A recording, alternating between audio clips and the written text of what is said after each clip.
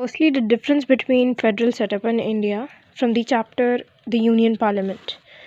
A federal government or federalism is a system of government in which there is a central authority and there are some other authority which share the powers. Like, for example, if this is the country to govern, this governance will be carried out in a hierarchy type, but this hierarchy would be democratical in nature. And at the very topmost position would be the central government, and then there would be some state governments which have their individual responsibilities, but they would still be under central government, though independent. So they would be independent. They would have their individualistic responsibilities, but still they would work together to govern the country. Whereas in unitary government system, there is one level of government. Like there would be one single government, and there will be subordinate government, like subordinate units which will be supporting the government, like that in the monarchy. So this is the difference between federalism and unitary government. So which one is better? Obviously federal governance for a country which is diverse in nature and vast in nature, because one single government cannot look after the entire diversity of the country.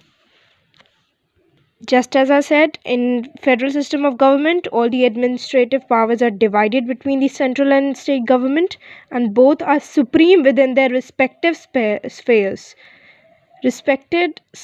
according to the constitution. So what does it mean? What does this line mean? First of all, we are democratic because both the government are elected by the people. Second of all, we are federal, like India's federal governance.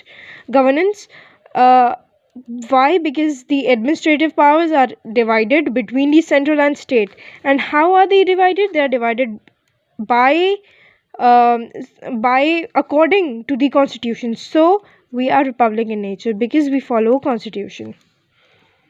Again, though central government is superior, but still the state government does not draw their authority from it. Like, for example, there are separate laws followed in Tamil Nadu than the entire India, etc. Because they have their own state legislative assemblies to decide the laws formulated, executed in their respective state or spheres. Now, what's the importance? Again, since India is a very diverse country, we have a lot of states and a lot of territory to govern, and all of these are constantly at dispute with each other.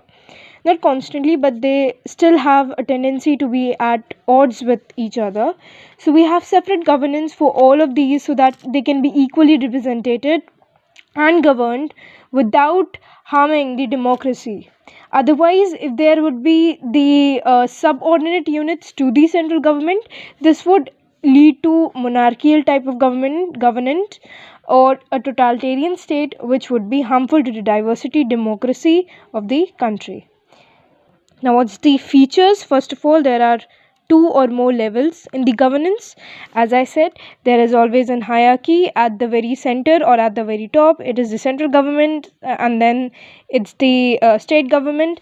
And because we are democracy, so we have people. The power of people is the superior. It is the superior most power of the entire legislative or executive being. Now we come to non-federal and unitary states. The Constitution of India has certain non-federal and unitary features as well. The unitary government which we were talking about in the paragraph was actually a specific political governance ideology or a type of government, but our constitution has a mix of both. Okay, so we have number one, a strong center. That is, this constitution provides majority of the powers to the entire center of the entire country, or the state. We have the three list: union list, state list, and concurrent list. And in legislature, the matters which concerning the entire nation or the national interest is always carried out by the central government, given under the union list.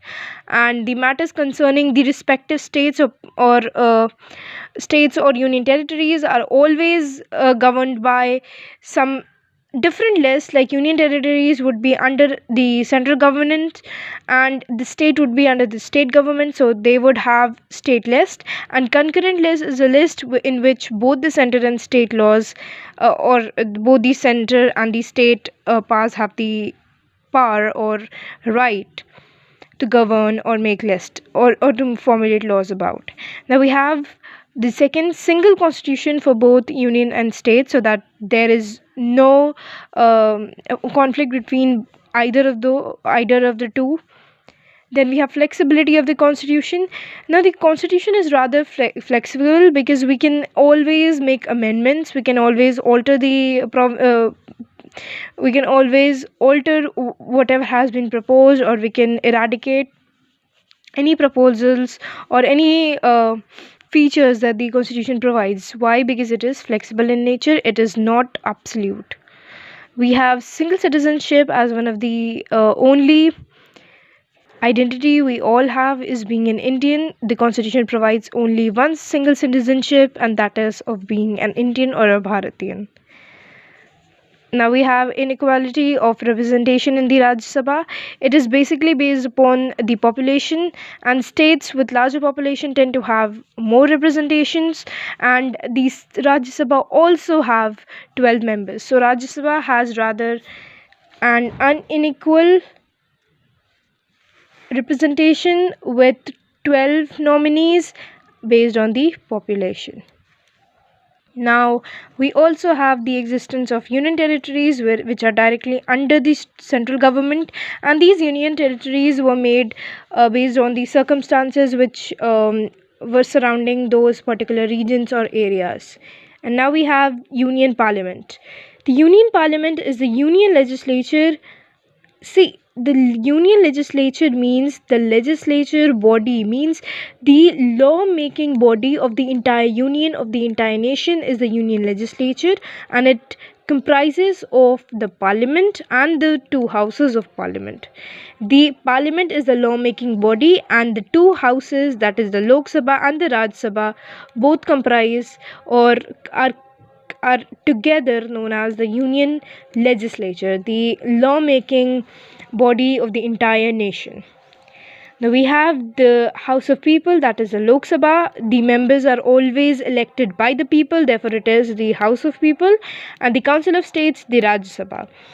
Now the Rajya Sabha members are always indirectly introduced in the parliament. It is indirect and it is directly by the people. In democracy, people are their own masters. Ours is a representative democracy where the people exercise their sovereign power through their electoral or elected representatives. It means that they would have the final say. Not final say, rather they are the ones who make the representatives who have the final say. So we are our own masters. We have Lok Sabha. Lok Sabha is the House of People, and the numbers of Lok Sabha is the members of Lok Sabha are directly elected. Therefore, it is also called the House of Commoners or House of People. House of Commoners in the British language, and if we say from the perspective or from the lenses of democratic country, it is the House of People.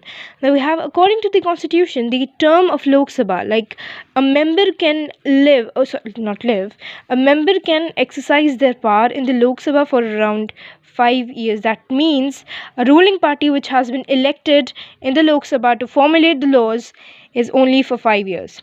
However, 5 years or more if they're again elected, like twice or thrice. If they're elected again, then the duration would increase to beyond 5. And now we have, however, it can be dissolved before the expiry of its normal term by the president on the advice of the prime minister. And there is one more criteria. It is a no confidence motion passed by the majority or by the opposition. We'll learn about it further. During the proclamation of an emergency, the period of Lok Sabha may be extended by the Parliament for 1 year at a time. This is important, that whenever there is an emergency, whenever there is a national emergency and there is no scope for any elections possible. So the period of Lok Sabha may be extended beyond 1 year, like again a 1 year would be added, but again only 1 year will be added per extension. So if one has to increase the a number of years, like for 3 and 4, they have to again and again provide or propose an extension, like 4 times or 5 times, whichever year they want to. But again, this is not possible because we live in a democratic country. So to have this many years, we would be needing a lot or an incredibly severe emergency, which has not yet happened. The Union territories of Daman and Diu and Dagana Nagar Haveli became a single union on January 26, 2020. They merged.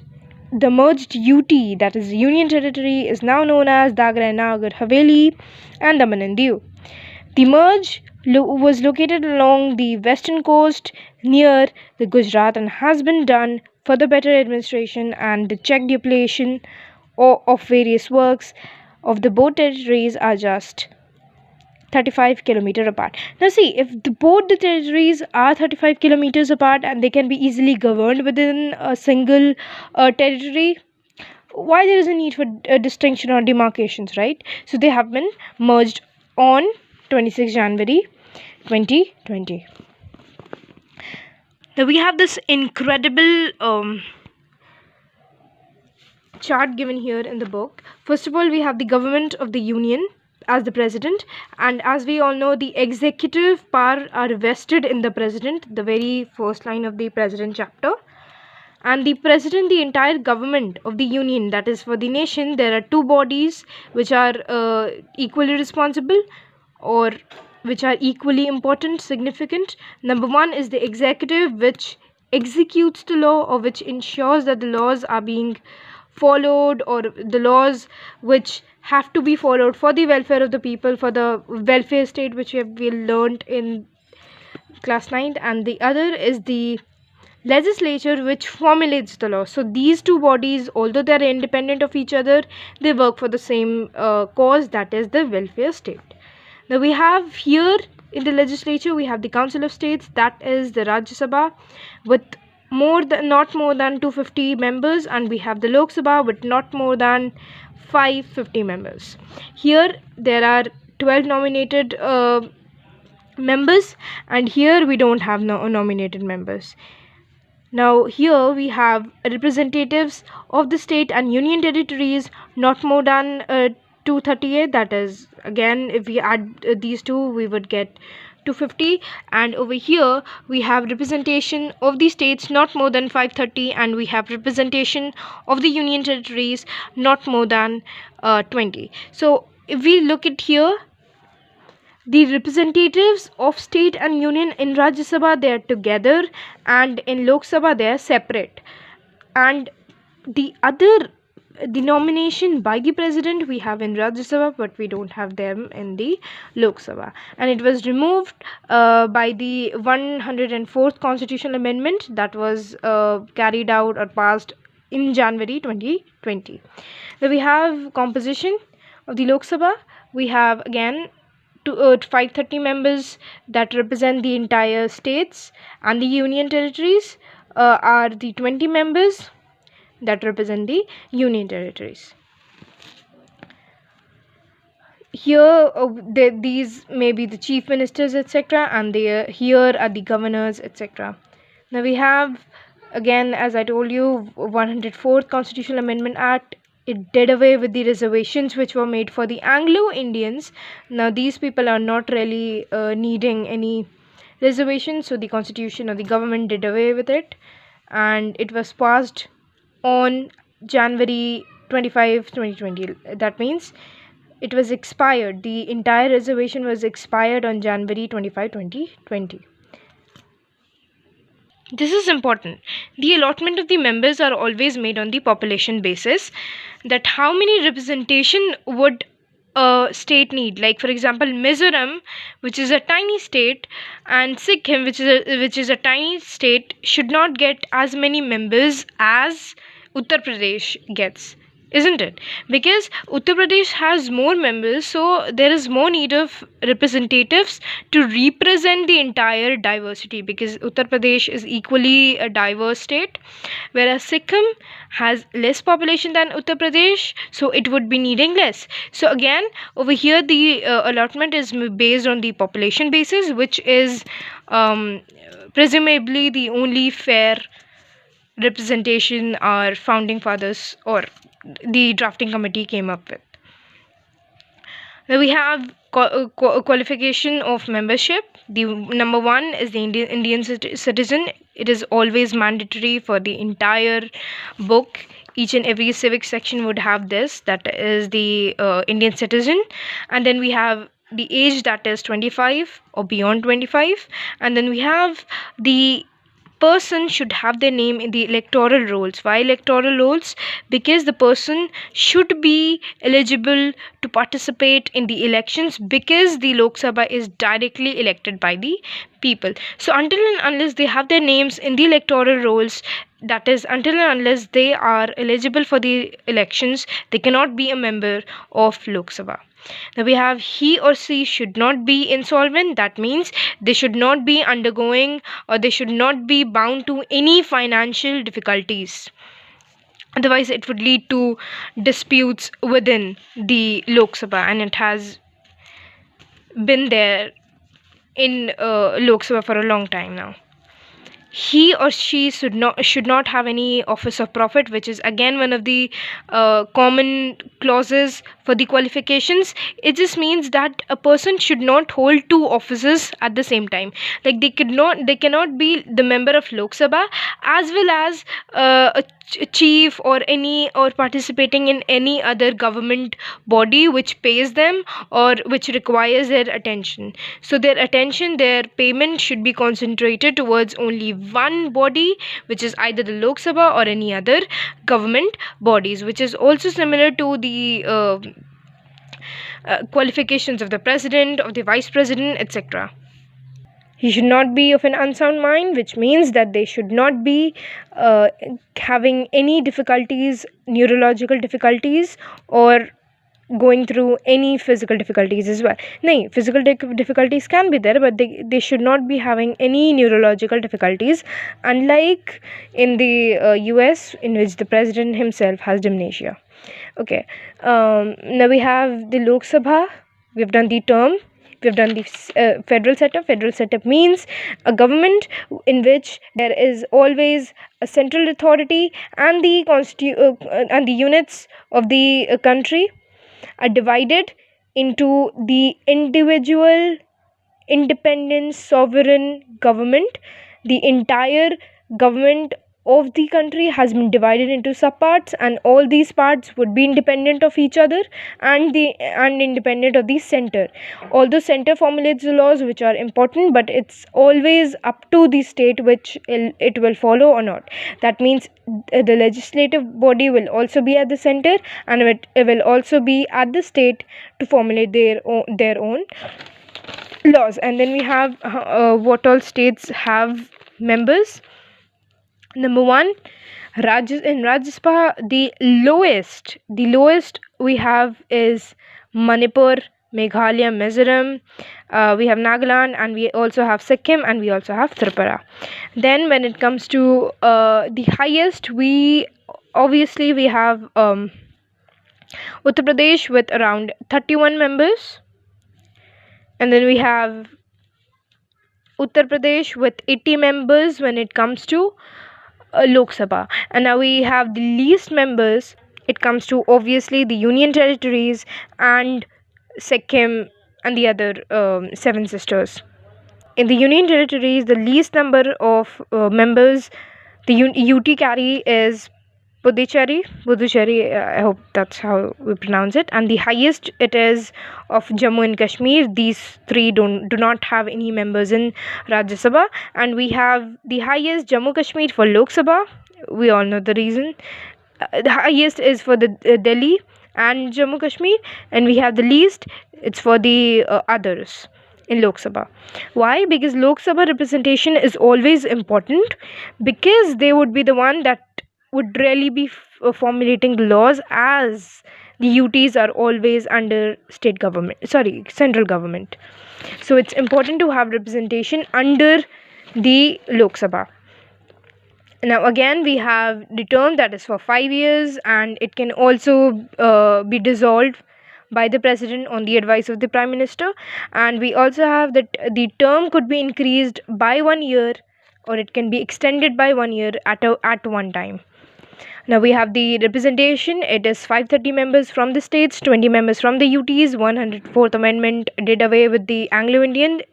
And then we have membership, that is Indian citizen, 25 age, electoral college. Electoral rolls, and insolvent should not be insolvent. That means undergoing any financial difficulties or debts. And then we have the government office, only one should be there. They should not hold any profit office under the government.